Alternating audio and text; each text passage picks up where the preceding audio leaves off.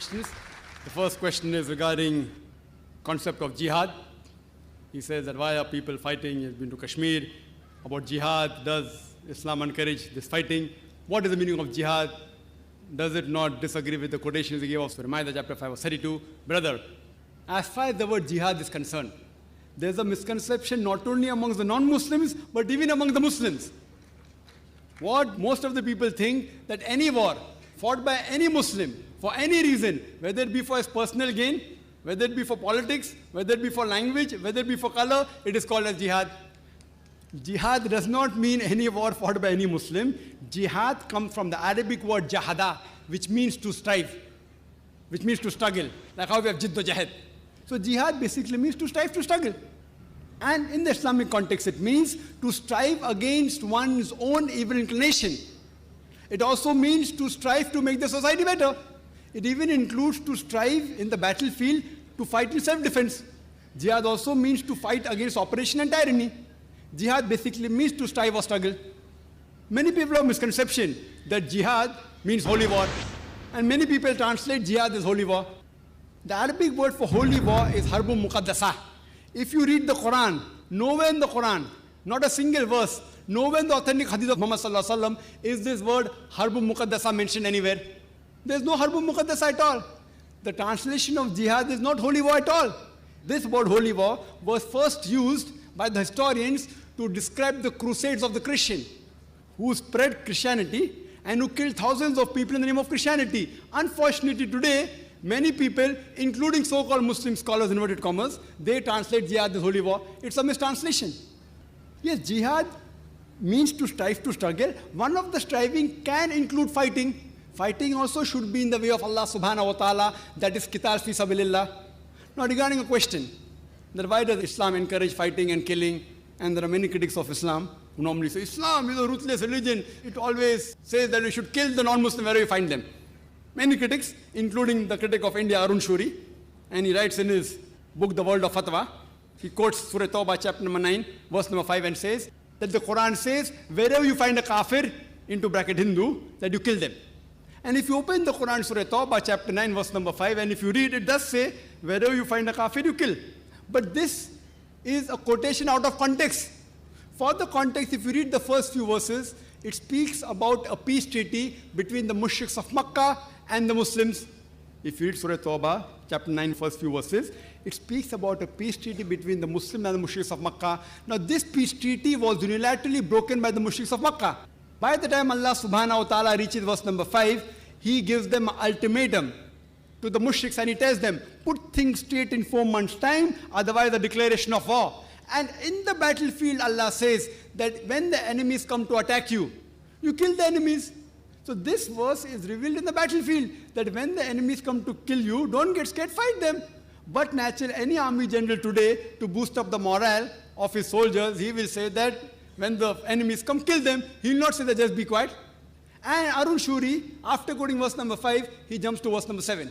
Because verse number 6 has the reply.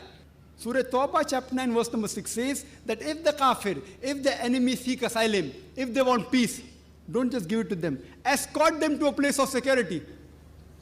If the enemy wants peace or asylum, escort them to a place of security. Today, the most merciful army general, maximum will tell his soldiers that let the enemy go. Here Allah says, don't just let them go, escort them to a place of security. So whenever these verses are there of killing, including the verse of Surah Anfal, chapter 8, verse number 60, when they say that, prepare your steed and be prepared, attack the enemy. The next verse says, but if the enemy is inclined towards peace, you give it to them. So almost all the verses we talk about fighting, after that it says that if they want peace, peace is better.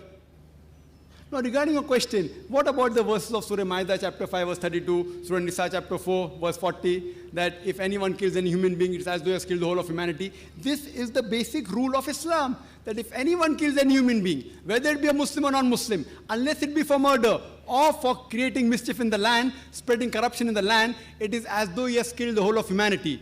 And if anyone saves any human being, it is as though he has saved the whole of humanity. Now if you read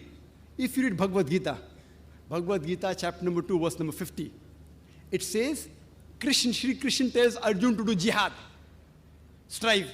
If you read Mahabharat talks about thousands of verses of fighting. Thousands of verses. Many number of times more than what the Quran speaks. Mahabharata is a scripture, as you may be aware. It talks about a feud, a fight between the Pandavas and the Kauravas. The 5 brothers Pandavas and 100 brothers Kauravas fight. And Bhagavad Gita is a part of Mahabharata, 18 chapters in which Sri Krishna, Lord, he gives advice to Arjun.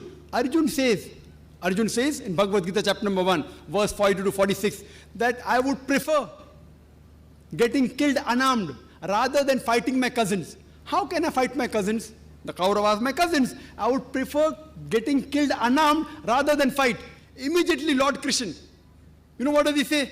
In chapter number 2, verse number 2 and 3 says that how could such impure thought come in your mind? It is sinful. How could you become so impotent?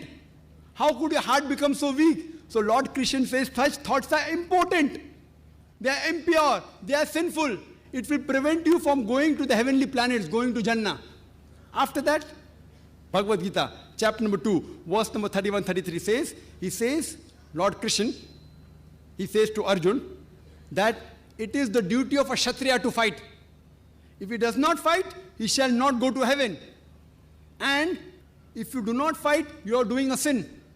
So if you analyze in Bhagavad Gita, Krishna says that you have to fight. Imagine if I take verses of Bhagavad Gita and say that Lord Krishna tells Arjun that you have to kill your relatives.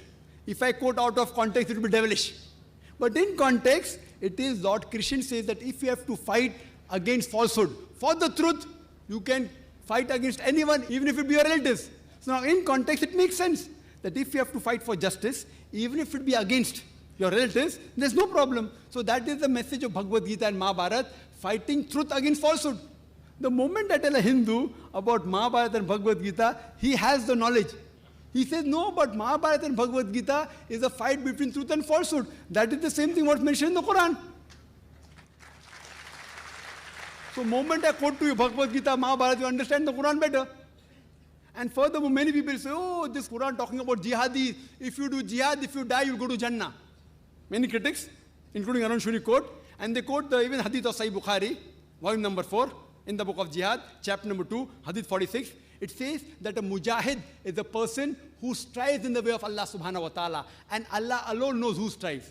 And further a prophet said that if a mujahid dies in the battlefield, he shall go to Jannah. He will get paradise.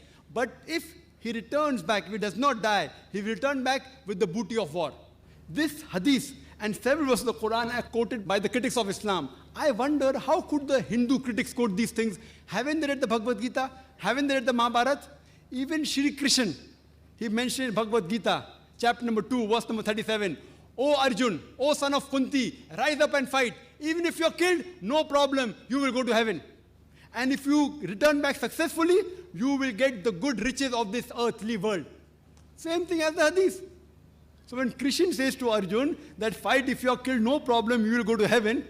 If you return back successful, you will get the riches of the world. That is the same thing what Sahih Bukhari says, what the Quran says. So therefore, you should understand each other better by reading the scripture. So Islam allows fighting as a last resort, in self-defense or to fight against oppression, otherwise no. And jihad means to strive to struggle. Now coming to your second question. Which is more important? Which is more important, following the rules of the country or following the mazhab, the deen? It is like you asking me, who do I belong to first? Do I belong